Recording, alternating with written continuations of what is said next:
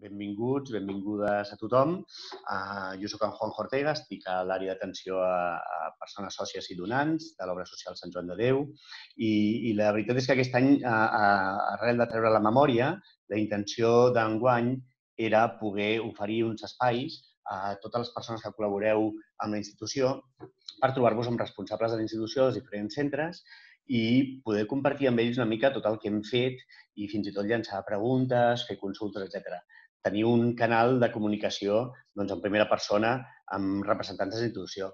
Evidentment, la situació que vivim de pandèmia no ha permès fer-ho com voldríem, que era de manera presencial, però ens adaptem i com que ja sospito que alguns de nosaltres hem agafat una mica de pràctica amb això dels webinars i les videoconferències, hem optat per fer-ho d'aquesta manera.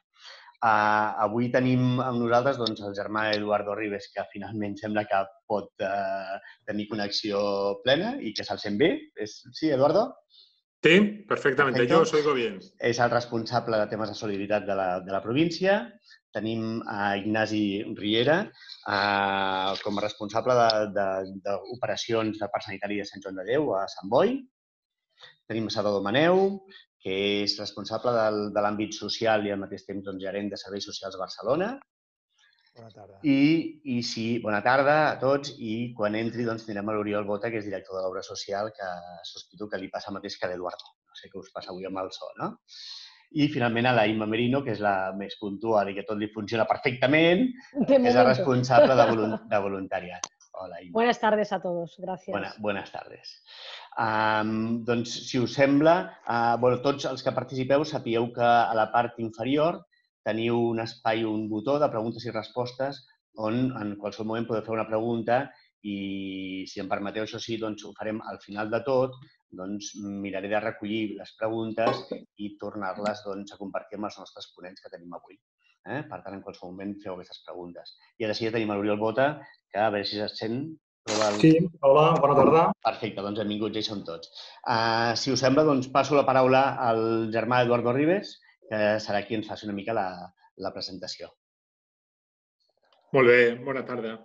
Bien, pues en nombre de Sant Joan de Déu quisiera daros la bienvenida a este encuentro virtual. Como decía Juanjo hace un momento, hubiera sido mucho más rico si lo hubiéramos podido hacer de forma presencial. Incluso nos hubiéramos podido saludar personalmente, pero la realidad se impone y a pesar de todo podemos compartir este espacio webinar que nos permite conocer de primera mano cuáles son las acciones que ha realizado la Orden gracias a las donaciones de sus socios. En primer lugar, quisiera agradecer la presencia de vosotros, los donantes, puesto que gracias a vuestras aportaciones económicas, la Orden Hospitalaria ha podido llegar más lejos y hacer de la hospitalidad un valor que nos avala y que posibilita atender más necesidades de las personas más vulnerables. Como bien sabéis, la mayoría de nuestros servicios o de los servicios que prestamos están concertados con la Administración Pública, pero nosotros, en muchos casos, queremos aportar un plus en la atención, un plus en cuanto a calidad asistencial y un plus en cuanto a cubrir necesidades básicas de muchos colectivos. Y de la misma manera, la cantidad de proyectos no subvencionados o no concertados que estamos realizando, pero como institución y por convencimiento consideramos que no pueden quedar desatendidos. Y esta respuesta hoy la podemos dar gracias a vuestra generosidad y a vuestra fidelidad. Hoy San Juan de Dios es lo que es gracias al apoyo continuado año tras año de sus socios y de las aportaciones de empresas que nos habéis ayudado a que la casa sea grande, por decirlo de alguna manera. No me voy a detener en números ni en proyectos concretos, puesto que luego mis compañeros ya nos explicarán los diferentes ámbitos, pero además todos habéis recibido o recibiréis en breve la memoria del año 2019, donde vienen detallados todos los proyectos que se han realizado gracias a vuestras aportaciones. A lo largo de la historia, el apoyo de la sociedad a la Orden ha sido una constante. Desde San Juan de Dios, pasando por los hermanos limosneros, las obras benéficas, la obra social, hasta llegar a lo que hoy conocemos como ámbito de solidaridad en San Juan de Dios, que abarca los diferentes espacios que son la obra social, el voluntariado, la cooperación internacional y la sensibilización como 4 ámbitos o espacios de un mismo núcleo. Nosotros, la dinámica como institución que estamos siguiendo, que a lo largo de la historia se ha seguido en cuanto a lo que son las donaciones, en primer lugar, acoger las donaciones siempre desde una ética, no todo vale. En algún momento, de hecho, se ha renunciado a alguna aportación económica si no se conoce la procedencia de la misma. En segundo lugar, priorizar las necesidades. Como sabemos, en la realidad de nuestra sociedad hay un abanico de necesidades que se nos ponen delante, con lo cual el segundo paso es priorizar. Y luego, en la medida de lo posible, dar respuestas y repartir esas donaciones entre los más necesitados de nuestra sociedad. Siempre intentando ser lo más transparente posibles y, como ha venido haciendo la Orden a lo largo de su historia, dando cuenta siempre de dónde van destinados esos fondos. Y quisiera también en esta tarde hacer eco, porque creo que viene muy al hilo con lo que estamos viviendo en este momento en la sociedad, de las palabras del hermano Jesús Etayo, como superior general, que en el último comunicado nos decía que la nueva normalidad es también la hora de la hospitalidad, la de salir de nosotros mismos para acoger con responsabilidad, generosidad y solidaridad a muchas personas que viven en la incertidumbre y en la precariedad en cualquiera de los ámbitos de su vida. Nos invitaba a hermanos, colaboradores, voluntarios y bienhechores a ser sensibles a las necesidades de las personas en este momento y ayudarles con generosidad, siendo creativos y audaces. Por lo tanto, para nosotros, hoy es la hora de la hospitalidad, de hacer vida y actualizar el carisma que un día comenzó Juan de Dios. Como todos conocemos, la pandemia que estamos viviendo, además de un problema sanitario, conlleva una problemática social que está dejando en la cuneta a muchas familias. Y nosotros, como institución, en la medida de nuestras posibilidades, queremos dar respuesta a estas situaciones. Hoy estamos llamados a tener los ojos bien abiertos, vislumbrar las necesidades y actuar de forma ágil ante las personas que se están quedando al borde del camino. Como diría Juan de Dios, que el corazón mande. Gracias por vuestra generosidad, por dejar que el corazón os lleve al encuentro del otro y por colaborar en esta gran obra que sigue viva desde hace más de 500 años. Gracias. Pues gràcies, Eduardo. Moltes gràcies. I amb aquesta introducció que ja ens ha parlat de temes d'ètica, de carisma i finalment d'hospitalitat, que és el valor de l'ordre, donarem pas al primer bloc avui de continguts, que seria recollir una mica els principals punts del que va ser el 2019. Per fer-ho tindrem a l'Oriol Bota, director de l'Obra Social Sant Joan de Déu, que és qui ens explicarà una mica quins són els fets que van passar l'any passat, quina acció solidària vam poder fer. Juanjo? Sí, Oriol, si entres al vídeo, sisplau. Vale, ara em veus? Se'm veu? Se m'escolta? Se t'escolta perfectament, però jo no et veig i no sé si la resta d'espectadors et veuen. Jo veig a l'Eduardo aquí a la pantalla, no sé què ha passat. Ara et veiem, vale, perfecte. Vale. Yo al Oriol no lo veo tampoco. Ya está. Yo ahora lo veo. Sí lo veo. Ara sí. Hola, bona tarda. Primer de tot, agrair als qui us heu connectat i dir-vos que per nosaltres és una gran oportunitat trobar-nos i poder explicar una mica el que estem fent, perquè la realitat és que el 2019 i aquest 2020, aquesta meitat del 2020, han estat un temps bastant significatiu, bastant convuls, que han passat moltes coses. Justament, com deia el Juanjo, avui estem fent una cosa que difícilment ens haguéssim imaginat que faríem ara fa uns quants mesos. Dir-vos que per nosaltres, que estem treballant en l'àmbit de la solidaritat, el que fem avui és una de les coses que hauríem de fer més sovint, amb això una certa autocrítica. És a dir, donar explicacions del que estem fent, jo crec, i generar un espai com el d'avui per poder-ne parlar una mica, crec que és d'aquelles coses que teníem una mica pendents. Per tant, demanar disculpes als qui ho esperaven des de feia molt temps i a la vegada dir que això ha vingut per quedar-se i que en farem més. El segon punt que jo volia comentar abans de començar amb la presentació és dir que Per mi, la proposta de Sant Joan de Déu és una proposta que no pot anar només des de la concertació, com això coincideixo moltíssim amb el que deia el germà Eduardo. És a dir, nosaltres fem un servei concertat moltes vegades, però l'acció de transformació, l'acció d'acompanyament, l'acció d'intentar acompanyar transformant la realitat, hem de fer amb els professionals, però hem de fer amb els voluntaris i amb el que tècnicament anomenem família hospitalària, és a dir, socis, donants, col·laboradors, voluntaris. I, per tant, això també ens convida a fer més gran la família hospitalària. Jo us he preparat una presentació que compartirem com a guió. A veure...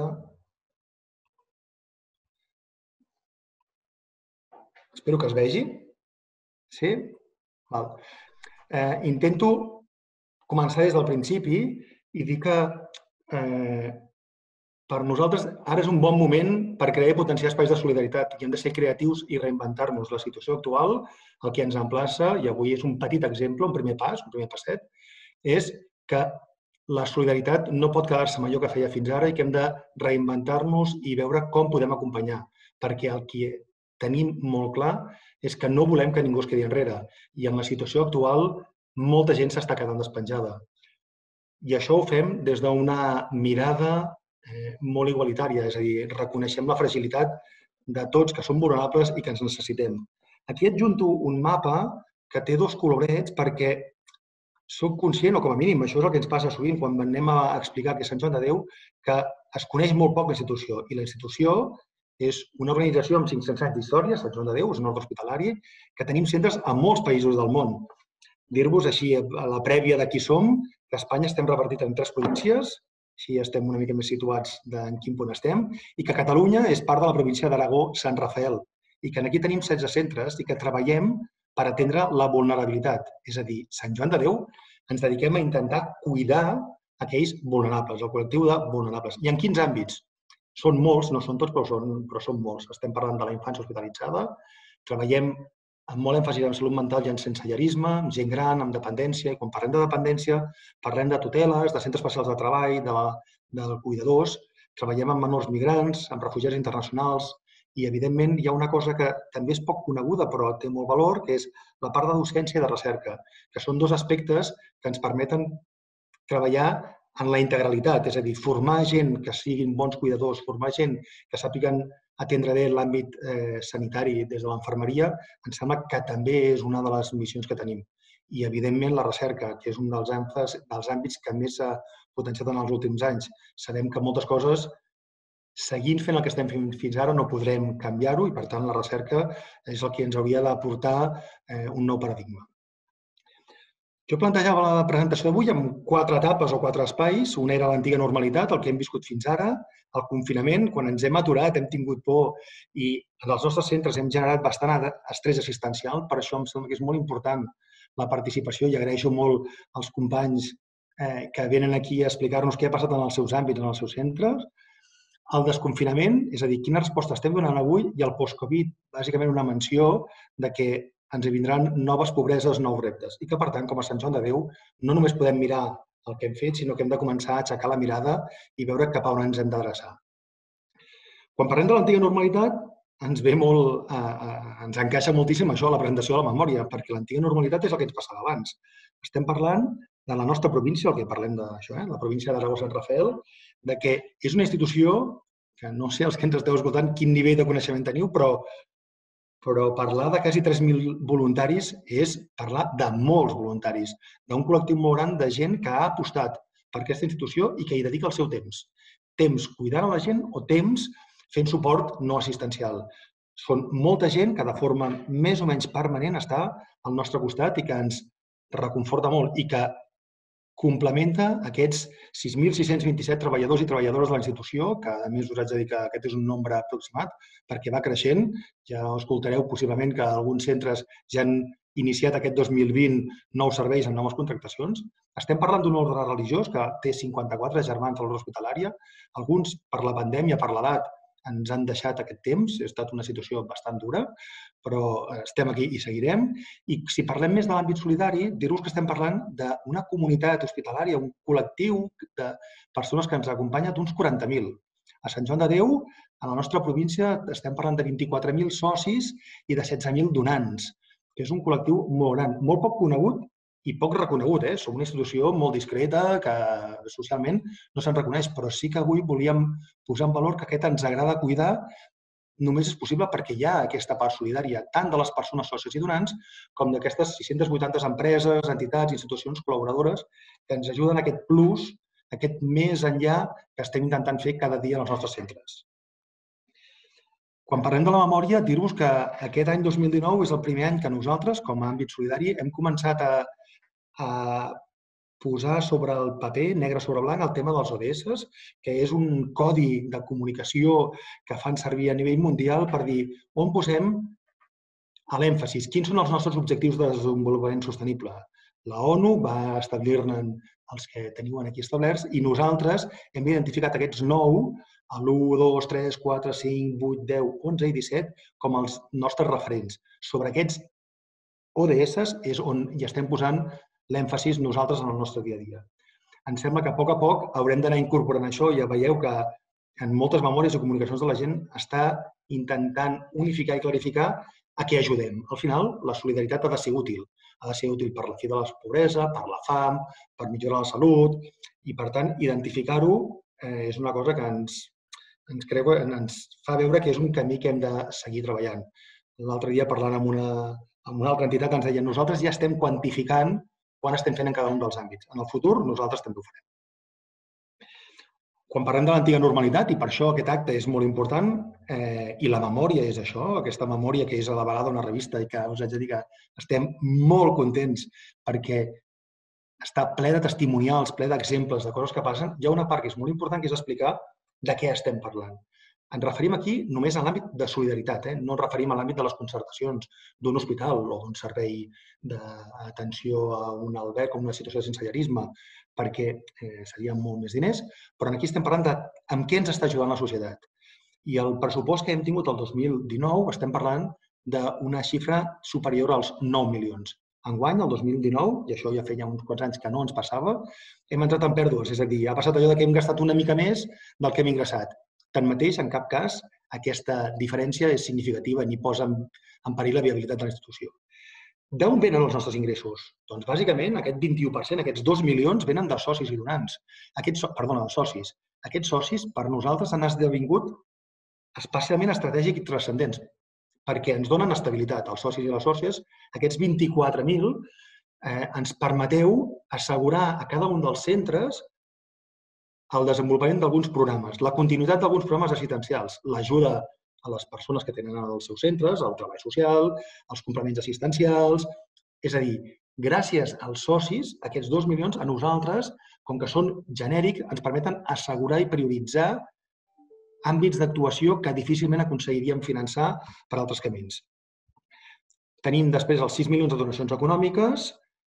Fa un temps, ja ho veieu, que a més els socis que esteu rebent la nostra newsletter us estem comunicant el tema de productes, perquè ens sembla que també es pot ser solidari comprant productes, que està creixent any rere any. En la part de subvencions públiques, en l'àmbit de la solidaritat, no vivim d'això ni molt menys, i sí que volem posar en èmfasis que la Magic Line, la nostra Magic Line, aquesta gran mobilització que estem fent a Barcelona i que a poc es va extenent en altres territoris, pels que no sapigueu, us informem que ja ho estem fent des de fa uns anys a València, a Mallorca, i enguany no ho hem pogut fer, però ho farem a Múrcia. Dir-vos que aquesta gran mobilització per nosaltres, més enllà de sortir al carrer, més enllà de fer-nos presents, també és una font de captació que ens permet impulsar projectes dels nostres centres, que és la part de les despeses. A què destinem els diners? Home, doncs, bàsicament, dir-vos que el gruix més important, aquests 100.600.000, es dediquen a projectes solidaris dels centres. Hi ha un gran èmfasi, hi ha un gran àmbit que és la infància i la recerca. Com us deia, s'ha potenciat moltíssim la recerca. Ja sabeu que ha sortit un gran projecte de referència, que és el Cancer Center, però aquí estem parlant de recerca, no de les pedres. Aquests 5.800.000. Tenim un àmbit social i de salut mental, que estem parlant de quasi 2 milions. Hem potenciat la part de sensibilització, que vull posar en valor perquè està clar que necessitem explicar aquestes realitats tan invisibilitzades. Si jo no sé que hi ha gent patint al meu voltant, difícilment els cuidaré, difícilment voldré canviar aquesta realitat. Per tant, hem de sensibilitzar, hem d'explicar el que estem fent. Hi ha una part de cost de producte i hi ha una part de gestió i captació, que és un dels àmbits que ha crescut bastant en els últims anys perquè, com us deia, els socis els hem de cuidar i treballar perquè ens asseguren molta estabilitat. Dir-vos que a l'obra social som un equip de 15 persones aproximadament, però que em sembla que aquestes 15 comissions solidàries són el més important. És a dir, nosaltres, dins dels nostres centres, a cada centre, sigui gran o petit, de salut, sociosanitari o social, té una comissió solidària. Tenim, per tant, uns quants centenars de persones treballant parcialment o íntegrament en l'àmbit de la solidaritat. Jo us volia explicar avui, amb els números que deia, aquesta comunitat de 24.000 persones sòcies, de 16.000 donants, d'aquests 3.000 voluntaris, us explicava una mica els números, així de passada, però em semblava que era important obrir una mica la mirada i per això us plantejava 5 projectes de referència, que passaré breument sobre ells, en cap cas m'hi detindré ni farem una explicació, però em semblava que donen una mirada del per què de l'ús dels diners de la solidaritat, de la palanca que ens permeten a nosaltres quan estem pensant en cuidar millor a la gent vulnerable. El projecte Ínsula, hi ha el Salvador Maneu, que parlarà després, i per tant, si hi ha alguna petita matització, sisplau, ja Salvador la podràs fer després, és un projecte que està fent el Sant Joan de Déu Serveis Socials de Barcelona, que dona resposta a les actuals dificultats de persones en situació de sense llar d'accés a l'habitatge. És a dir, ens trobem que hi ha molta gent que no pot accedir a l'habitatge. I què estem fent? Estem oferint pisos en règim de lloguer per garantir les condicions òptimes. El que volem és que aquestes persones puguin desenvolupar un procés de recuperació personal, familiar, que se'n puguin sortir. A qui destinem aquest projecte Ínsula, que des de solidaritat, des de l'àmbit solidari, estem ajudant, estem impulsant? A persones soles i famílies en situació de vulnerabilitat social i d'exclusió social. És a dir, aquest projecte rep de solidaritat un impuls perquè sigui possible. Quin volum estem atenent? El 2019 es van fer 5 pisos i ja teníem 30 persones, però actualment la gent dels Serveis Socials de Barcelona, que hi posa la banya i que ho està fent créixer, ja estem parlant de 10 llars i estem parlant de 24 persones. És un projecte que, a més, no desenvolupem sols, sinó que s'està fent en xarxa, amb Càritas, amb Fundació Formació i Treball, amb Fundació Mambré i, evidentment, amb Sant Joan de Déu Serveis Socials. Per què el posàvem aquí? Perquè em sembla que l'àmbit del sensellarisme, que moltes vegades la gent pensa només en el que a nivell de carrer es parla dels albergs, és un àmbit que des de Sant Joan de Déu s'està acompanyant en la integralitat, és a dir, que la persona està al carrer fins que la persona és autònoma. I, per tant, aquests petits passos, com poden ser el projecte Ínsula, són imprescindibles per aquest procés de recuperació personal i familiar que esperem que tothom pugui tenir. Hi ha un projecte de referència que era Til·lers, que és un projecte que ens fa molt de goig, aquí després tenim també l'Ignasi, que ens ho podrà explicar, que és el projecte Til·lers. El projecte Til·lers, que s'està desenvolupant en el Parc Sanitari de Sant Boi, que és un dels nostres centres de Sant Joan de Déu, és un projecte que té com a objectiu fomentar l'autonomia, cercant projectes de vida i treballant amb els joves i les seves famílies. Què estem fent?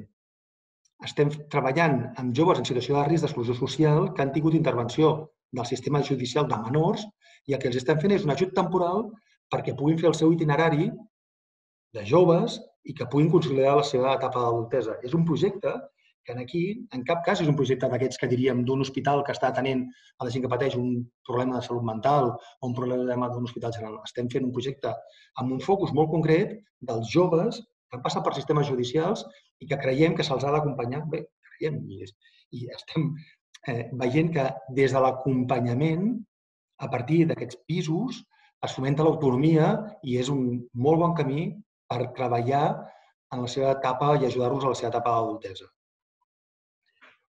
Un àmbit que fa uns anys no treballàvem i que, per tant, avui també volia comentar de forma així molt breu, ja veieu que anem molt per feina, és el tema aquest de les persones refugiades.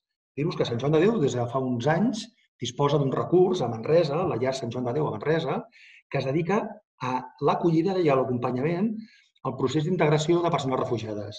I com ho estem fent, això? Doncs aquí hi ha un primer pas, que és el primer pas que està concertat, que complementem també amb altres serveis, que és fent l'acollida residencial, és a dir, seria una residència on aquestes famílies s'acullen, però això és un procés temporal. El que treballem, i aquí us volia comentar, és aquest pas posterior, que és que han de trobar pisos, s'han d'integrar en la seva comunitat.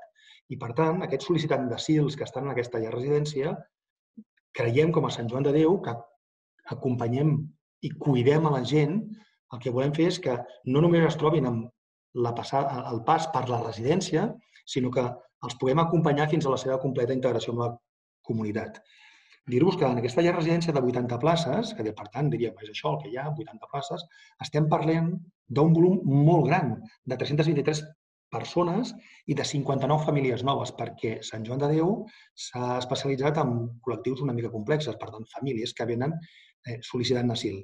59 famílies vol dir que cada setmana està arribant més d'una família en aquest dispositiu.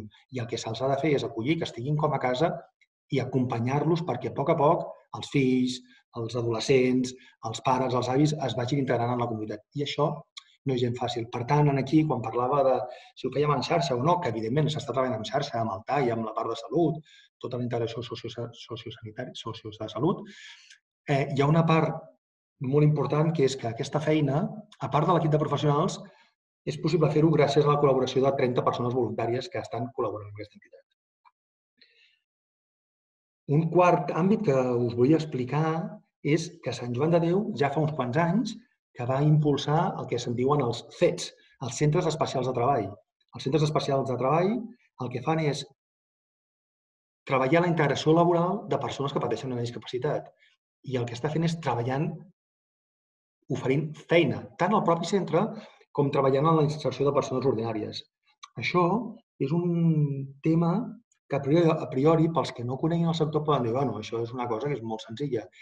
Heu de saber que hi ha col·lectius com el personal amb discapacitat que si no estan aquests mercats que es diuen tutelats, el seu nivell d'atur està superior al 80%. És un nivell d'atur molt, molt elevat.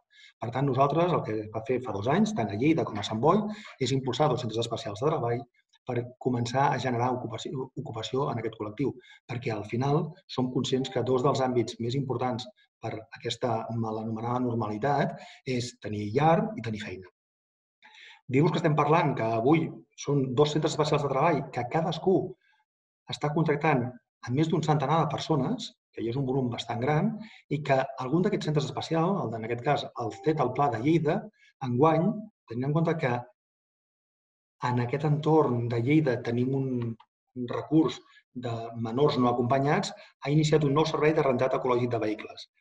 I per què destacava això? Per aquestes ganes de fer passos endavant de forma sistemàtica. És a dir, des de Sant Joan de Déu necessitem la col·laboració de tots vosaltres perquè aquests passos endavant, en aquest cas generar nous llocs de treball amb un servei de rentat ecològic, necessiten d'impulsos econòmics. I és la solidaritat moltes vegades el que fa de llavor perquè això sigui possible.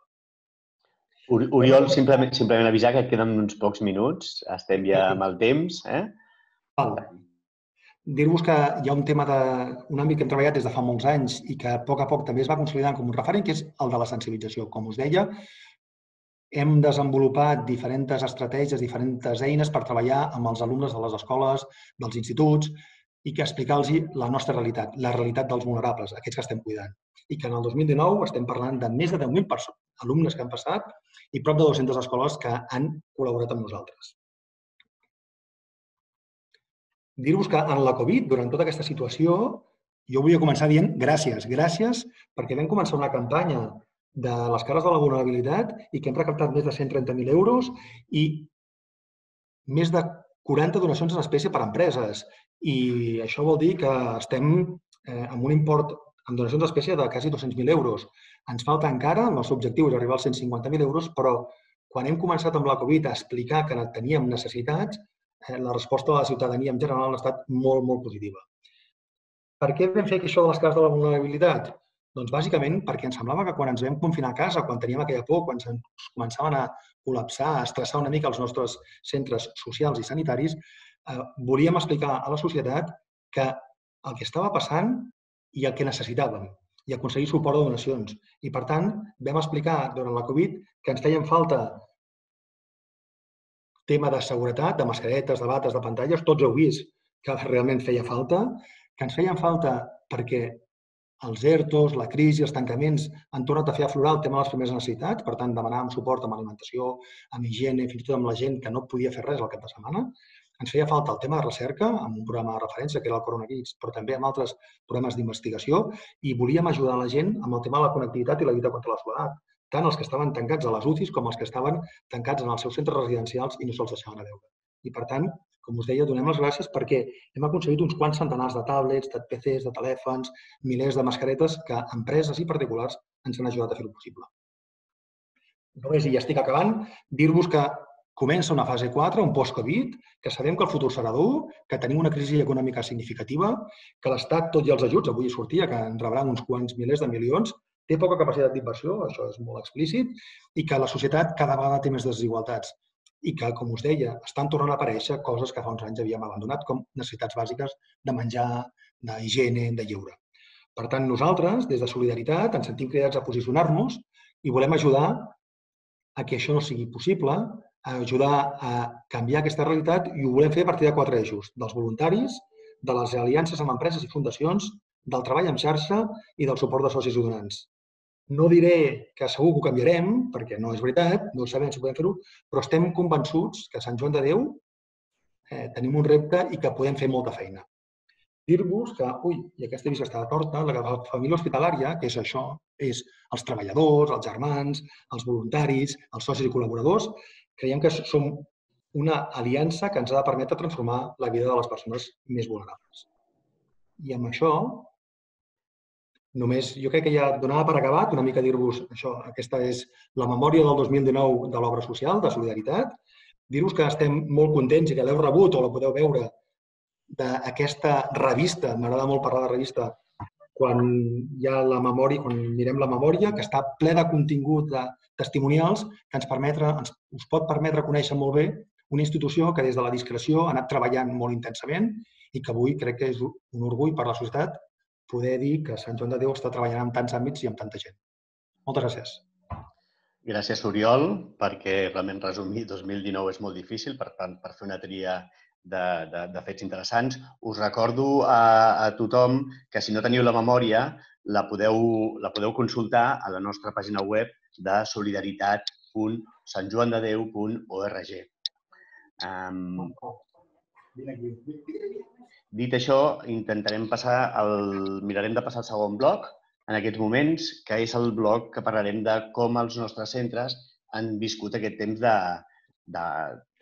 la pandèmia, en aquests primers mesos i que encara segueix. El bloc el dividim en 3 parts. La primera part serà per conèixer la resposta social dels nostres centres, el segon per conèixer la resposta mèdica i, finalment, la resposta del voluntariat. No sé, Salvador, Maneu, si estàs per aquí. No et veiem. En aquest moment sí, perfecte. Doncs dono pas a Salvador Maneu, com he comentat abans, responsable de l'àmbit social de Sant Joan de Déu, de la nostra província, i al mateix temps gerent de Serveis Socials Barcelona. Salvador, tot teu. Us recordo que aquests blocs tenim 10 minuts més o menys per cada bloc. Perfecte. Molt bé, bona tarda i un plaer estar en aquesta trobada amb socis i donants. Per nosaltres és una oportunitat i un aprenentatge mutu, com han dit tant l'Oriol com el Juanjo i el germà Eduardo. La idea d'avui era compartir amb vosaltres com hem gestionat o passar balanç de com hem gestionat la pandèmia del Covid. Però, malauradament, ateses a les notícies i com evoluciona, probablement el que hem de compartir és com ha anat aquesta primera onada de la pandèmia, perquè clarament ens hem de situar en un canvi de paradigma, amb una pandèmia de llarg recorregut, i per tant avui volia compartir amb vosaltres algunes certeses i molts dubtes de què passarà d'ara en endavant.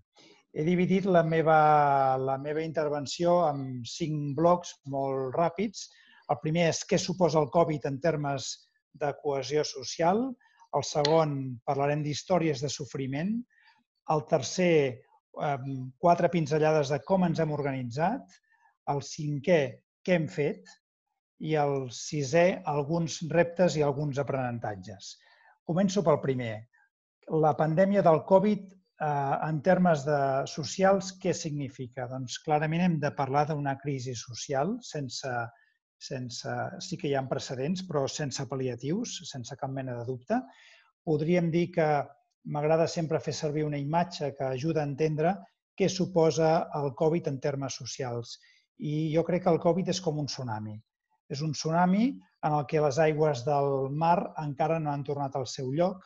La gran onada ja està tornant, però encara hi ha molta aigua dins de la terra i encara està reculant l'aigua i no som capaços de veure encara les conseqüències socials que comportarà la crisi sanitària. En aquests moments estem fent tasques d'emergència social humanitària sense descuidar la feina que veníem fent, però en el mig termini, i no sabem quan serà aquest mig termini, haurem de fer tasques de reconstrucció.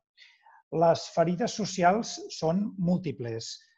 Podríem resumir-ho dient que hi ha més pobresa, hi ha més desigualtat, l'herència genètica de la pobresa és més forta que mai, és a dir, si tu neixes en una família pobra, tens moltes probabilitats de ser un adult pobre, i això és una situació que ja la coneixem. Espanya és un país especialment rígid pel que fa a l'ascensor social, però el Covid encara ho posa més de manifest. I, a més, el Covid ha abocat a famílies i a persones que abans no eren pobres i ara estan en una situació francament delicada. El papa Francesc això també ens ho explica molt bé. En les últimes cartes que ha anat publicant ens parla de la nostra vulnerabilitat i ens recorda, el Covid ens posa de manifest i ens despulla i ens posa al davant del mirall que tots som molt vulnerables. I és que l'impacte que ha tingut amb les persones i amb els col·lectius amb risc d'exclusió social ha estat negatiu a tots els nivells. Empitjoren els indicadors de salut, empitjoren els indicadors econòmics, empitjora l'atur, empitjoren la situació de les patologies mentals, després això el doctor Riera us ho pot explicar millor, augmenten les addiccions. En resum, podríem dir que la situació empitjora, que hi ha més necessitats i que tenim igual o menys recursos que abans. Aquest és el panorama de partida. Històries de sofriment? N'hi ha moltes. Estem parlant de persones sense llar. Persones sense llar no solament la visió més dura i més obscena de la persona sense llar, que és aquella persona que demana o que està visquent en un caixer automàtic, sinó de persones que tenen feina i que estan en una situació laboral tan precària que es veuen abocats a dormir en un alberg per persones sense llar. Estem parlant de joves migrants, que alguns d'ells estan en un laberint legal del qual no en poden sortir, no poden treballar perquè no tenen documentació i no tenen documentació perquè no tenen feina i és un laberint pervers del qual els costa molt sortir. Estem parlant, i això ho esteu veient aquests dies a les televisions, de temporers a Terres de Lleida i altres llocs d'Espanya que estan visquent en règim, jo diria, de semiesclavitud i Sant Joan de Déu està també contribuint a dignificar la vida d'aquestes persones. Estem parlant de persones grans tutelades amb una de les nostres fundacions que hem vist com des de l'inici de la pandèmia ha anat morint molta gent gran, molta gent gran. Hem acumulat fins a 50 morts de persones grans que tutelem i que a conseqüència directa o indirectament vinculat pel Covid. I estem parlant, en definitiva, de persones que tenen privat el seu accés a qüestions tan elementals com l'alimentació o la higiene personal. I un llarg etcètera que podríem seguir. Davant de tot això, com ens hem organitzat? Doncs des del 13 de març, inclús una mica abans, a tots els centres de Sant Joan de Déu, el que hem fet, com us podeu imaginar, és posar un focus prioritari, no diria absolut, perquè hi ha coses que les has de continuar fent, però un focus molt prioritari en donar resposta al Covid. El Covid realment ha estat un examen d'una magnitud inimaginable. Això ens ha comportat i ens ha obligat a optimitzar els costos el millor possible. Si abans ja érem curosos amb la gestió econòmica dels diferents projectes de Sant Joan de Déu, i aquesta és la nostra obligació, per suposat, ara encara més. Ara encara més perquè hem hagut de fer front a despeses que abans no teníem, de recursos humans, de neteja, de desinfecció, d'EPIs, d'alimentació, de mil i una despeses que abans estaven molt acotades i ara clarament s'han desbordat. Hem hagut de revisar prioritats i algunes clarament ja hem decidit que eren importants però no eren urgents i per tant les hem hagut de deixar per per l'any vinent, pel 2021, i jo destacaria com tres elements que han marcat l'organització de Sant Joan de Déu dels diferents centres, especialment els que treballem en l'àmbit social, però jo diria que és comú a tots els centres de Sant Joan de Déu. El primer és l'anticipació i l'agilitat en la presa de decisions. Si ja en els temps que corren l'agilitat i l'anticipació és un valor, en aquests moments és qüestió de vida o mort. El prendre o no decisions a temps sovint marca la diferència entre tenir èxit o no en l'atenció a les persones i més en una pandèmia. El segon un segon element fonamental és la involucració i el compromís. Jo us puc dir que em sento molt orgullós de veure com tots els professionals, des de la persona que ocupa un alt càrrec a l'organització fins a una persona que fa tasques de consergeria o de neteja, tots hem estat implicats en un objectiu comú, que és satisfer les necessitats bàsiques i el benestar de les persones que atenem. I el tercer element de nivell d'organització fonamental ha estat la cooperació entre institucions de Sant Joan de Déu, entre hospitals i centres socials i també amb altres organitzacions externes amb les quals compartim objectius afins. Per tant, la cooperació ha estat clau. El quart bloc, el quart i penúltim bloc és què hem fet? Doncs, primer de tot, no deixar de fer el que fèiem. I els diferents centres de Sant Joan de Déu, els centres especials de treball, les fundacions tutelars, les entitats que treballen amb persones sense llar, amb famílies, etc., hem seguit fent el que és la nostra missió, que és atendre aquestes persones. Per tant, no hem tancat cap servei. Això és molt important.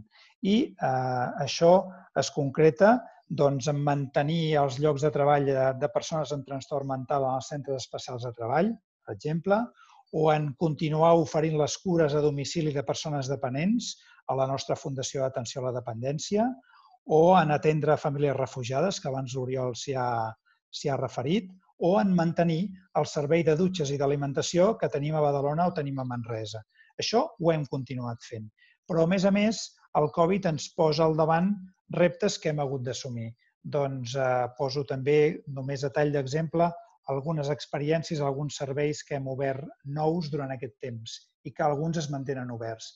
Hem obert una unitat per persones sense llar amb Covid positiu i, per tant, com que són persones que no poden fer el confinament domiciliari perquè no tenen casa, Sant Joan de Déu decideix en el seu moment posar en marxa una unitat de confinament domiciliari per persones sense llar. Un altre exemple bonic és com les persones sense llar del Poble Sec, ateses per Sant Joan de Déu, es van posar a fabricar màscares caseres per persones grans del barri que vivien soles. Això molt a l'inici de la pandèmia. Evidentment, s'han cobert necessitats bàsiques d'alimentació, d'energia, de lloguers, o també, molt important, tant o més important, jo diria, és tot el servei de suport i contenció emocional que s'ha fet a col·lectius diversos, a persones tutelades sense família, persones sense llar, persones que viuen en pisos d'inclusió, persones amb patologia mental i un llarg etcètera. Acabo amb els 2 minuts, acabo amb 3 aprenentatges o reptes. Un primer és que la pandèmia, com he dit al començament, ha vingut per quedar-se, ens obligarà a totes les organitzacions a revisar de manera permanent les nostres prioritats i els nostres models. Haurem de respondre de manera diferent als reptes socials de com ho fèiem fins ara, perquè l'entorn ens ha canviat. Un segon repte o aprenentatge és la cooperació. Abans m'hi he referit i vull tornar-hi, perquè la cooperació és imprescindible si volem atendre les persones en totes les seves dimensions. I, per tant, Sant Joan de Déu ho podem posar en pràctica perquè tenim diferents dispositius en l'àmbit social i sanitari i, per tant, hem d'atendre a les persones en la seva integralitat. Jo més aviat diria que en aquests termes de cooperació jo m'ho plantejo com un imperatiu ètic. Tenim l'obligació de cooperar amb totes les organitzacions amb les quals compartim objectius perquè ens dediquem a atendre les persones que pateixen i, per tant, estem obligats a cooperar. I el tercer aprenentatge o repte m'ha servit, diguem-ne, per plantejar-vos-el i compartir amb vosaltres el miracle dels pans i dels peixos. I amb això seré breu, no em vull enredar. Però el miracle dels pans i dels peixos de Jesús ens diu una cosa molt actual. No ens diu que fem jocs de malabars, ens està dient que repartim millor i que compartim. I, per tant, per erradicar el virus de la pobresa, que és el que estem parlant en aquests moments, ja tenim una vacuna. Només es tracta que procurem per una vacunació inclusiva, per una vacunació respectuosa i per una vacunació que ofereixi oportunitats per tothom. I en aquest camí d'aquesta vacunació universal, els socis i els donants teniu un paper molt superfonamental que fa possible que cada dia ho puguem fer millor. Res més. Moltes gràcies i després, si hi ha oportunitat, doncs obrim un diàleg i aclarim dubtes o aprofundim alguna de les coses que he plantejat. Gràcies. Moltes gràcies, Salvador. Gràcies per la seva explicació que ha quedat molt clara i amb el miracle dels pans i els peixos passarem a un altre àmbit on també s'han hagut de fer uns quants miracles, sospito, que és amb tota la resposta mèdica. Aquí donaré pas a l'Ignasi Riera, que és director d'Operacions Assistencials del Parc Sanitari de Sant Boi. Ignasi, quan tu vulguis. Moltes gràcies. I moltes gràcies a tots els que us heu connectat per donar-me l'oportunitat no només de retre comptes, com deia l'Oriol, sinó de també donar-vos les gràcies per poder donar aquell plus de resposta i d'assistència que a vegades amb la concertació pura no podem donar. Nosaltres, és veritat que sense la vostra ajuda no podríem atendre totes les esferes de la persona, segurament la biològica i la psicològica sí, perquè ja ens és demanat de base, però la social i l'espiritual segurament quedarien molt lluny. I, en canvi, aquesta és una de les respostes i un dels trets característics de nosaltres com a Ordre de Sant Joan de Déu, el poder atendre totes les preferències de les persones ateses, i això ho podem fer bàsicament gràcies a les vostres ajudes. Ha parlat el Salvador de tsunami i onada.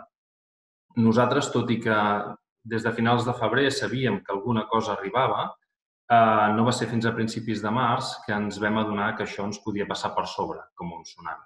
I recordo molt clarament el dia 8 de març, quan vam tenir el nostre primer pacient de Covid positiu, com tot d'una va ser un efecte dominó i en menys d'una setmana teníem l'hospital ple. Havíem hagut de canviar el funcionament de tot l'hospital, de tots els serveis, de totes les residències, dels centres ambulatoris, i havíem hagut de reinventar-nos.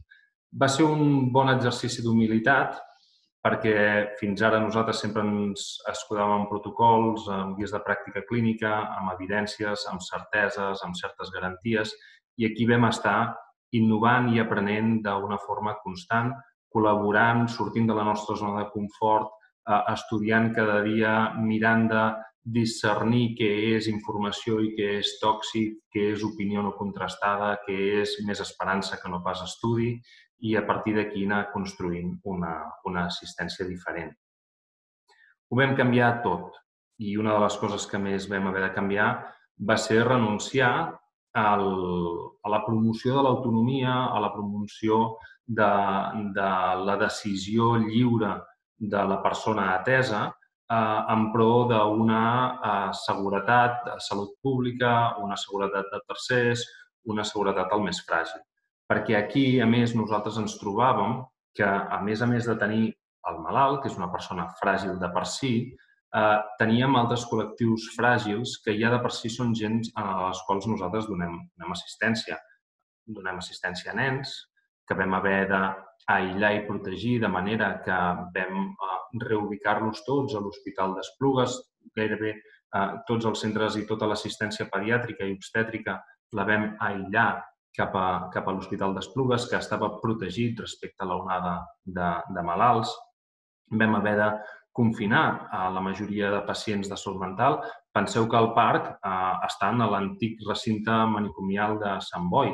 Per tant, tots els recordareu envoltats d'un mur, i fa 10 anys vam tirar aquests murs a terra. Vam fer que la salut mental sortís d'aquests recintes, s'integrés amb la comunitat i tingués un projecte de vida. Aquesta protecció cap amb ells va haver que ens haguéssim de menjar tot el que havíem fet i tornar enrere, tancar-los, confinar-los, protegir-los. Amb això vam necessitar, per exemple, una cosa en la qual vosaltres heu col·laborat, és tenir gent que a dintre de les clíniques i dintre dels jardins de Sant Boi o de les diferents unitats, també a Numància o a les presons, poguessin donar unes activitats diàries que permetessin una protecció d'aquesta salut mental de les persones. A més, també gràcies a vosaltres, vam començar per tot el tipus d'assistència que fèiem a fer més consulta virtual, més teleconsulta amb tablets, amb telèfons, amb ordinadors, amb webcams, que ens permetien no perdre el contacte d'aquelles persones que no podien arribar fins on érem nosaltres perquè estaven confinades a casa seva o perquè venir a un centre sanitari era més arriscat que no pas intentar passar-ho a casa. Aquesta nova manera de treballar a través d'una eina com la que estem utilitzant nosaltres ara per parlar era impensable. A nosaltres ens feia molta por no tenir el contacte amb la persona i ens ha anat bé. La veritat és que ha funcionat, hem mantingut un bon contacte, hem mantingut un bon control, hem fet molta activitat, hem tingut retorn. És veritat que és molt millor poder veure's la cara que no pas només parlar, però la veritat és que ha funcionat molt bé. També hem hagut d'obrir sense sostre en problemes de salut mental que nosaltres ja atenem normalment, o pisos tutelats o pisos de suport com el que explicava l'Oriol abans de Til·lers, on nosaltres allà hi tenim gent que un cop surt dels nostres dispositius han d'obrir un projecte de vida en un entorn que els és tan agressiu que és el que normalment els fa claudicar. A vegades ens trobem que la gent torna perquè ni l'entorn ni ells estan preparats per desenvolupar-se lliurement. En aquests pisos, que també aconseguim tenir gràcies a vosaltres, i per tant anem més enllà de l'assistència a la salut mental aguda o subaguda, sinó que comencem a fer-los un projecte de vida, els realitzem gràcies a vosaltres. I això, amb el confinament, era molt difícil fer-ho de forma segura, si no fos perquè teníem els materials de protecció, teníem protocols de revisió constant i, a més, fèiem totes les proves. Amb això què més hem fet? Hem demanat que la gent no vingués als centres, tant la gent que havia de ser operada, que ràpidament l'enviàvem a casa, com la gent que venia d'urgències o la gent que podia venir a fer una atenció ambulatòria, érem nosaltres qui, ataviats amb tots els mecanismes de protecció, els trajos, les ulleres, les mascaretes, les pantalles, els guants, gorros, paucs, de tot, anàvem als domicilis. Per què? Per intentar protegir-los al màxim. Perquè en el primer moment no sabíem exactament quan es produïa la infecció, qui et podia contagiar, quines eren les vies. Encara veieu que a dia d'avui parlen de si estan a l'ambient, de si es transmet per l'aire condicionat.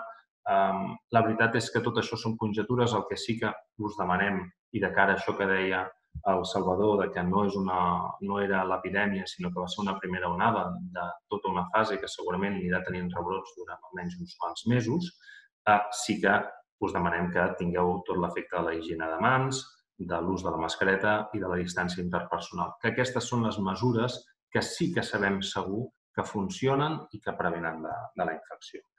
Amb tot això, nosaltres què vam fer a més? Vam intentar cuidar el que cuida.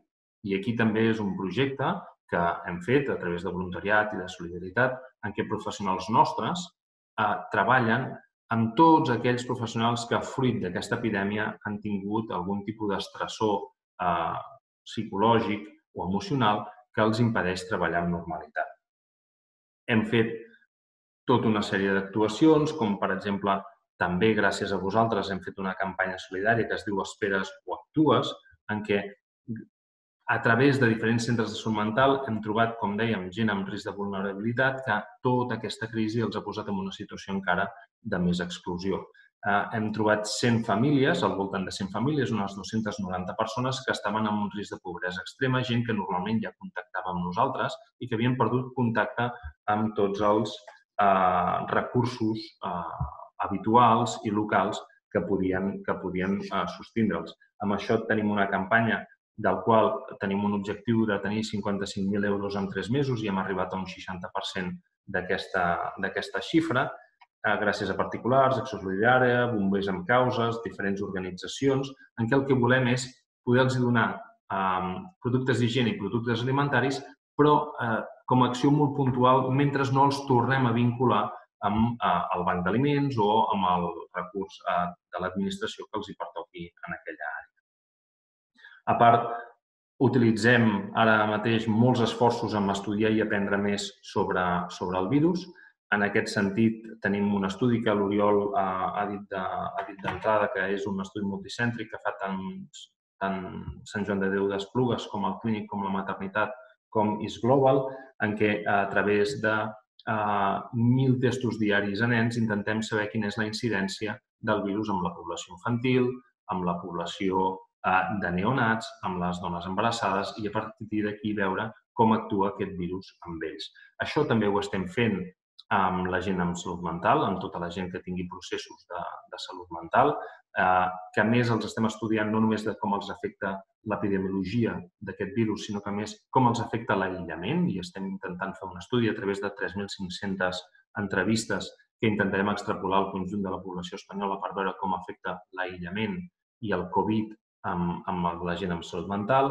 Estem intentant veure tota l'epidemiologia de pacients infectats juntament amb un estudi que s'ha obert per l'Espanyola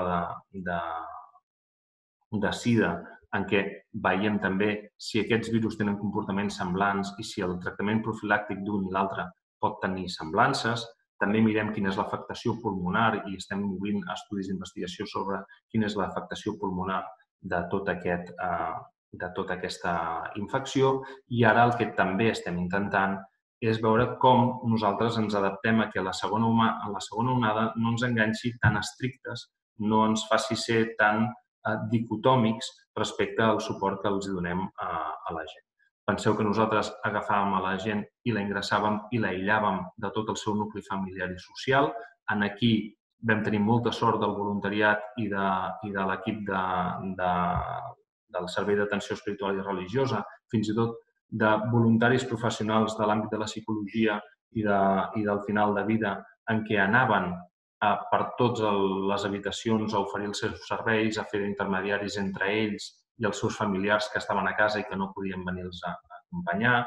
Amb el comitè d'ètica estem debatent molt sobre com actuar davant d'una segona onada, si hem de tornar a fer confinaments més agressius dels que estem fent ara i com adaptaríem aquests confinaments amb una possible atenció humanitzada perquè es permetés tot el contacte amb aquests pacients i els seus familiars.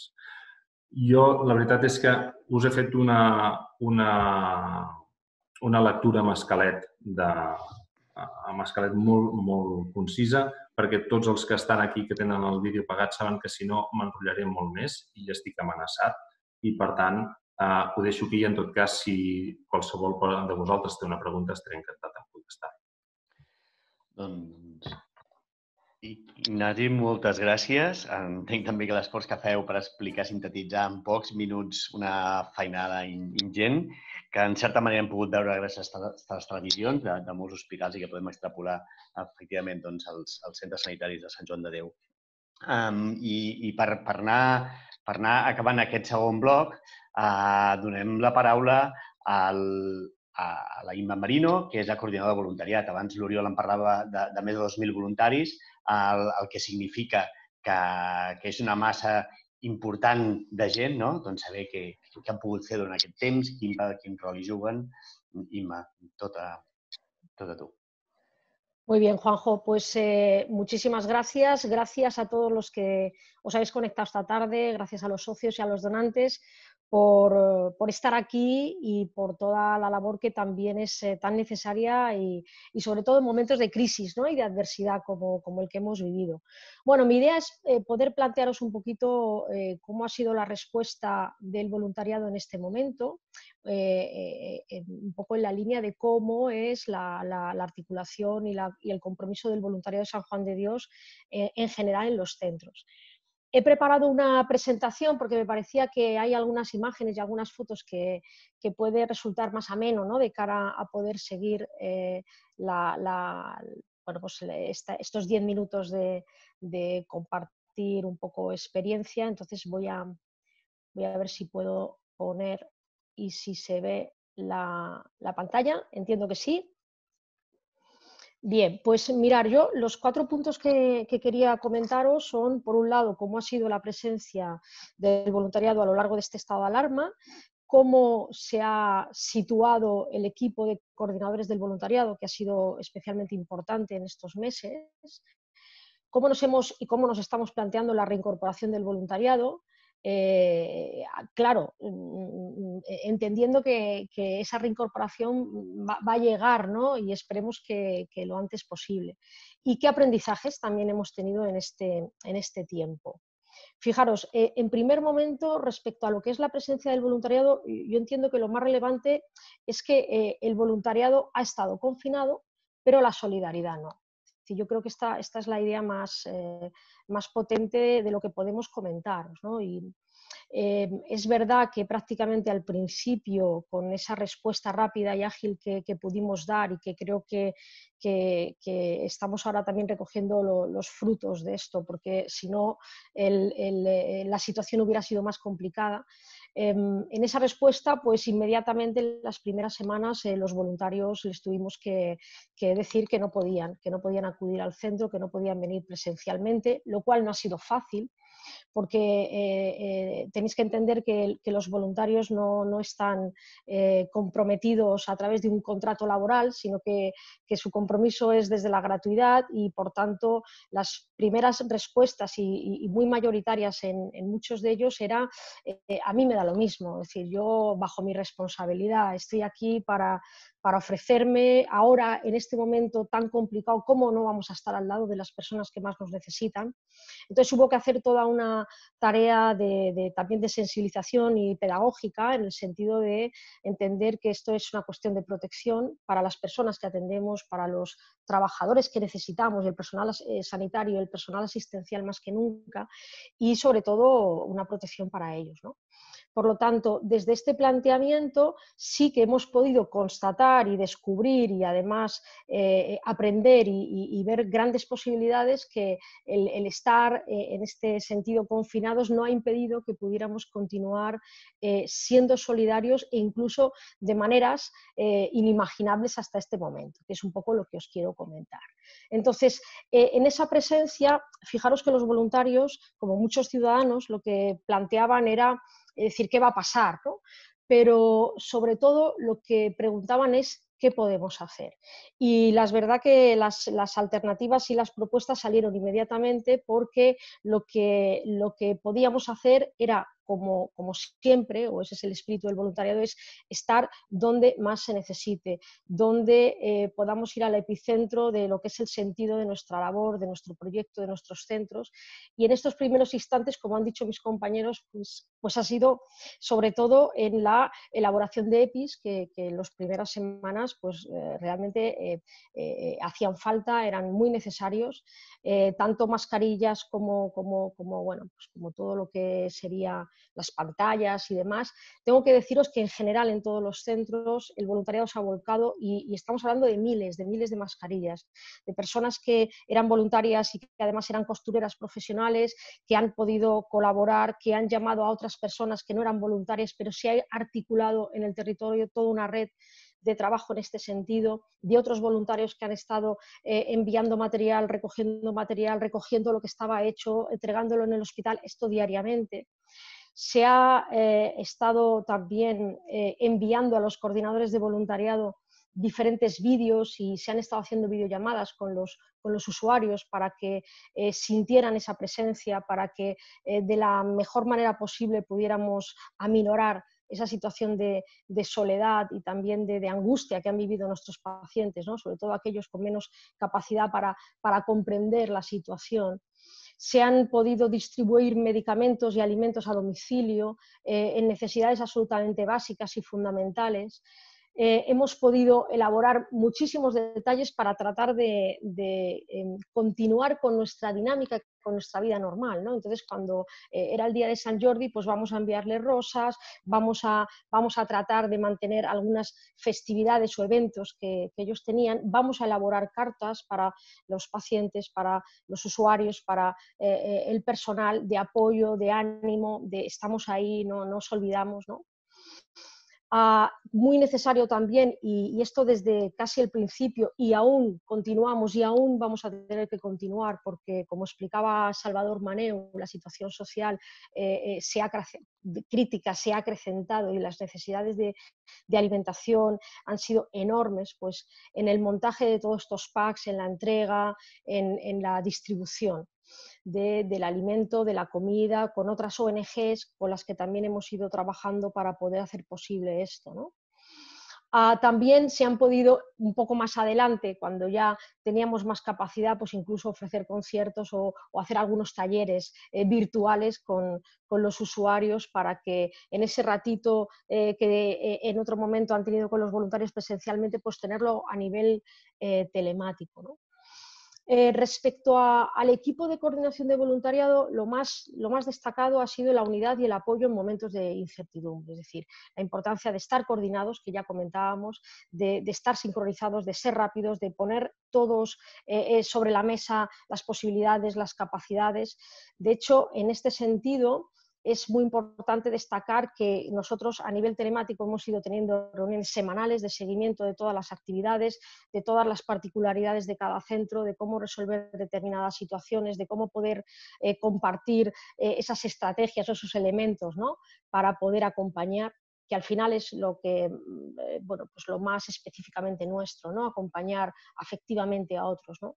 El liderar todas esas actividades de voluntariado en cada centro que han estado haciendo los coordinadores, mantener el contacto con las personas voluntarias y la información, porque pensar que a la hora de estar confinados ha sido muchas veces muy angustioso, muy inquietante el no saber, ¿no? Entonces, el mantenerles permanentemente informados con los WhatsApp y demás, ¿no? Y luego la otra cuestión fundamental ha sido suplirle. Los coordinadores de voluntariado han hecho de voluntarios allá donde ha sido más necesario, ¿no? Manteniendo diferentes actividades y también dando soporte a nivel emocional en las plantas de los hospitales, sobre todo en aquellas situaciones pues, más complicadas donde ya el personal sanitario no podía llegar porque estaba absolutamente sobrepasado, agotado y, bueno, pues hemos estado también ahí, ¿no? Mandando ánimo, mandando aliento, mandando fuerza. Hemos aprovechado también para readaptar nuestra formación provincial con dos objetivos importantísimos, es decir, no lo podíamos hacer a nivel presencial, lo hemos hecho a nivel online. Por un lado, lo que son los aspectos de formación, es decir, vamos a seguir trabajando, vamos a seguir haciendo lo que hacíamos, el mundo no se para, a pesar de este paréntesis, pero sobre todo esta adaptación del plan de formación ha sido una manera de mantener el vínculo con los voluntarios. Y nos hemos dado cuenta que hemos podido hacer cápsulas formativas con 120 voluntarios de diferentes centros, de diferentes provincias, y la experiencia ha sido enormemente positiva, ¿no? Es decir, se planteó a través de la web y pudimos sacar 9 cápsulas en las que poder informar, explicar, compartir inquietudes, ¿no? Donde ha habido casi 700 asistentes a lo largo de estas cápsulas y también ha sido un éxito y ha sido de alguna manera constatar que en los momentos más complicados es cuando sale también la creatividad y las posibilidades, ¿no?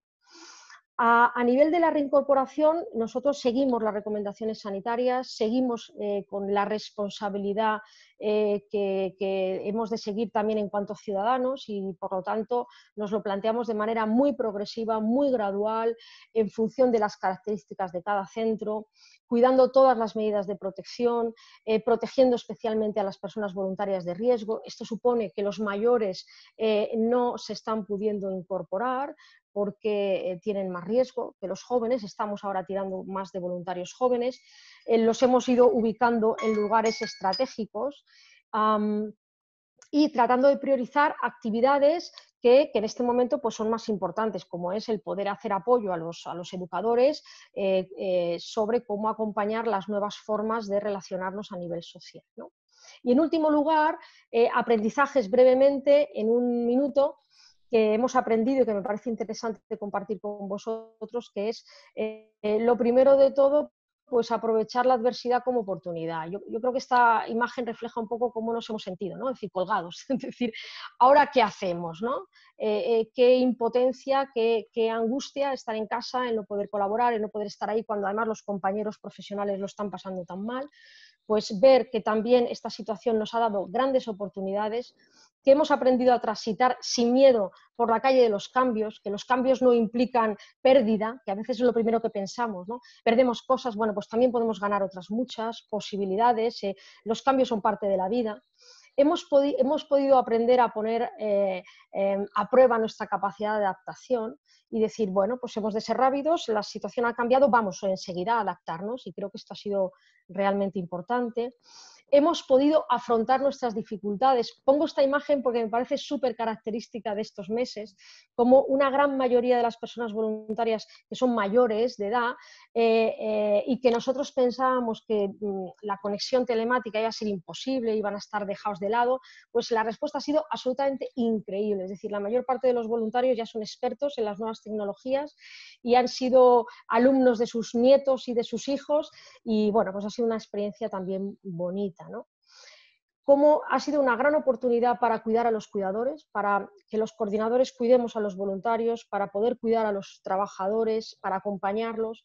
Cómo ha sido también una oportunidad para dejarnos cuidar, para ponernos en el lugar de las personas a las que atendemos y también aprender de esa experiencia. Y en último lugar, pues seguimos aprendiendo a compartir vida tal y como viene, con las situaciones que aparecen, porque independientemente de cómo somos, yo creo que la experiencia es, nos necesitamos, somos interdependientes y no estamos solos. Y al final esa es el mensaje que el voluntariado quiere ofrecer, y que además es su manera de dar respuesta a lo que es el valor central de nuestra institución, que es la hospitalidad. Bueno, he tratado de ajustarme al tiempo, muchas gracias, y bueno, si alguno a partir de ahora quiere hacer preguntas, pues... Gràcies, Imma, i de fet gràcies a tots. Jo us traslladaré, de fet, recordar que teniu un botó baix de preguntes i respostes. Tenim pocs minuts, però si algú vol fer una pregunta que la faci, ens han fet arribar un parell de preguntes que jo us les vull compartir, i qui vulgui vosaltres doncs, que s'animi a respondre-les. De manera breu, això sí que us ho demanaré. Una és, hi ha dues, bàsicament. Una és que hem parlat a través del miracle dels pans i els peixos. En Salvador ens recordava que caldrà repartir més els recursos que tenim ara, i això em portava a pensar en el tema de la cooperació. On queda la cooperació, no? Quan el Covid és un problema planetari i la nostra hospitalitat és universal, no? I aquesta la deixaria en l'aire. I la segona pregunta, i així enllaço la resposta i som més àgils, heu parlat que l'epidèmia ha dut a fer passes enrere, però hem hagut de mantenir tot allò que ja fèiem. La pregunta és si ens donarà oportunitats per fer dues passes endavant, per canviar coses de cara a futur quan no hi hagi pandèmia i ens permetin millorar. Deixo les preguntes per qui vulgui respondre. Això sí, de manera breu, sisplau.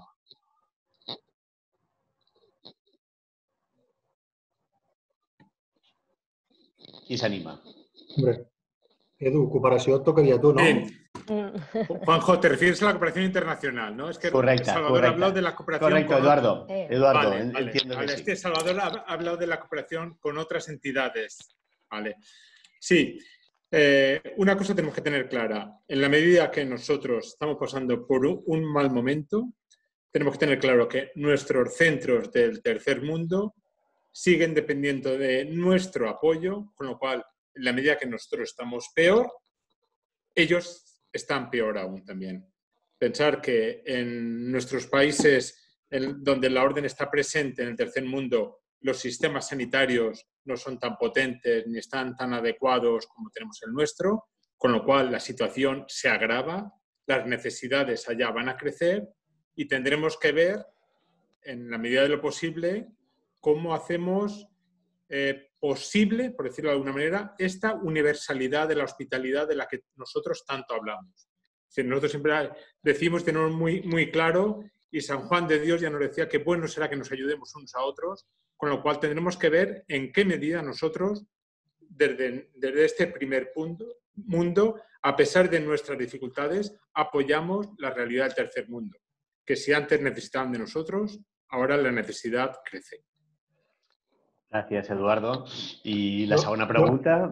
No, jo sí que volia fer una petita puntualització sobre aquest tema de la cooperació, una mica en línia amb el que deia el Salvador, que una de les coses que crec que és evident és que hem de cooperar, fins i tot aquí, i que no cal que ho fem tots. i que aquesta mirada de la cooperació, del treball en xarxa amb altres entitats és una realitat que a poc es va imposant i que crec que, a més, ens reforça moltíssim quan volem crear un ecosistema solidari, quan volem transformar certes coses, com pot ser el tema de la dificultat d'inserció, com pot ser el tema de la integració a la comunitat, no és possible fer-ho sols. Necessitem els veïns, necessitem les empreses de proximitat, necessitem els socis, necessitem les altres entitats que estan treballant i això a poc ho estem fent. Ho estem fent molt clarament quan inicien els projectes als serveis socials, ho estem fent quan des de Manresa treballen amb totes les entitats del territori per donar respostes compartides, ho estem fent igualment en la Magic Line. Per tant, aquesta mirada de la cooperació, que era una cosa que històricament s'havia perdut perquè cadascú sigui més gran i ho faci tot ells, crec que és una mirada que des de la solidaritat l'hem de potenciar. I, per tant, i aquesta és la reflexió, hem de ser generosos, perquè quan hi ha cooperació no és possible posar constantment la balança d'em surt a compte o no em surt a compte. Jo crec que això és de l'aportació que tenim clara, que per transformar el que tenim hem de fer-ho amb cooperació i amb generositat. Doncs gràcies a tots dos. I la segona pregunta que feien, i amb això doncs acabaríem, és si la Covid ens donarà oportunitats per fer passes endavant. Més enllà d'aquestes passes enrere que ens ha obligat a fer, doncs esperem que siguin momentànies i quan tot torni a aquesta normalitat que tots esperem, doncs també podrem fer algun salt endavant. Haurem après prou coses com per millorar processos habituals. Qui vulgui des del punt de vista de l'assistència sanitària, és evident que nosaltres hem de canviar la manera de treballar. Aquest és un primer pas. L'altra cosa és que la relació que tenim amb les persones ateses també ha de canviar. A mi m'agradaria que es mantingués, tot i que serà molt difícil, algun dels moments més aguts de l'onada, no per la cruesa de l'onada, sinó per la resposta de la gent. A vegades, quan se'ns vol fer baixar els fums en els assistencials sanitaris, se'ns diu que el 80% dels determinats de salut estan fora del sistema sanitari. Jo crec que el 80% de la capacitat de resposta a una crisi, sigui econòmica, social o sanitària, també està fora del sistema sanitari i està amb la relació amb la gent que tens, amb com nosaltres hem de canviar a vegades aquesta posat paternalista en què nosaltres acabem imposant una proposta que a nosaltres ens va molt bé, que el pacient accepti i necessitarem que la gent tingui una actitud molt més informada, formada i activa i que ens parli de tu a tu. Aquesta, per mi, serà una de les coses que segurament ens farà sortir a tots de la nostra zona de confort, canviar la relació, almenys des del punt de vista assistencial, serà determinant i que farà la gent segurament més lliure també del seu propi futur. Doncs moltes gràcies i, si us sembla, doncs ho deixaríem aquí. La idea era acabar a 1:15, ens hem passat uns pocs minutets. Agrair-vos la vostra participació, Imma, Eduardo, Salvador, Ignasi i Oriol, i agrair sobretot a la gent que ens heu estat seguint i sapigueu que restem a la vostra disposició a tot l'eix de solidaritat, a l'obra social, a voluntariat i a cooperació, per si ens voleu fer més preguntes, consultes o qualsevol proposta que ens trobareu, ens localitzareu fàcilment a través de la nostra web. Gràcies a tothom i esperem que no sigui la darrera, sigui la primera de futures trobades. Bona tarda. Molt bé. Gràcies. Gràcies. Fins la propera. Adéu-siau.